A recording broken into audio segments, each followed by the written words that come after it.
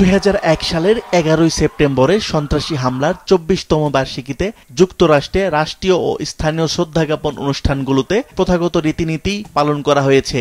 এর মধ্যে রয়েছে মোমবাতি প্রজ্বলন, নীরবতা পালন, নিহতদের নাম পাঠ, পুষ্পস্তবক অর্পণ ও বিশেষ স্মারক কর্মসূচি। পরিবারের সদস্য ও স্বজনরা দিনটি উপলক্ষে সকাল থেকে স্মৃতি বিজড়িত বিভিন্ন স্থানে মিলিত হয়ে নিহতদের শ্রদ্ধাভরে স্মরণ করেন ও সন্ত্রাসী হামলার সময়ের কথাবার্তা শোনেন।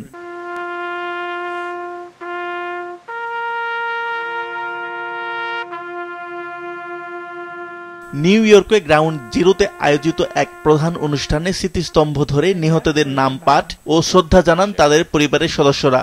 উদ্ধারকারী দলের সদস্য ও শহরের শীর্ষ কর্মকর্তারাও অনুষ্ঠানে যোগ দেন। স্মরণ সভায় সেন্ট পলস চ্যাপেলে সকাল থেকে বেল অফ হোপ ঘণ্টা বাজিয়ে দ্বিতীয় বিমান হামলার সময়টি স্মরণ করা হয়। এখানেও স্বজনরা মিলিত হয়ে নিহতদের স্মরণ করেন। পেন্টাগন ও শ্যাক্সভিলে পৃথক স্মরণসভা অনুষ্ঠিত হয়। নিহতদের পরিবারের সদস্যরা দীর্ঘদিন ধরে সন্ত্রাসী হামলা নিয়ে সরকারের নথিপত্র প্রকাশ ও তদন্তের জন্য সক্রিয় ভূমিকা রেখেছেন।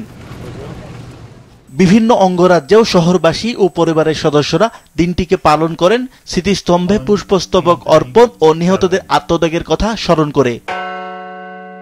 আসিফ আল আমিন, মাছরাঙা নিউজ ডেস্ক।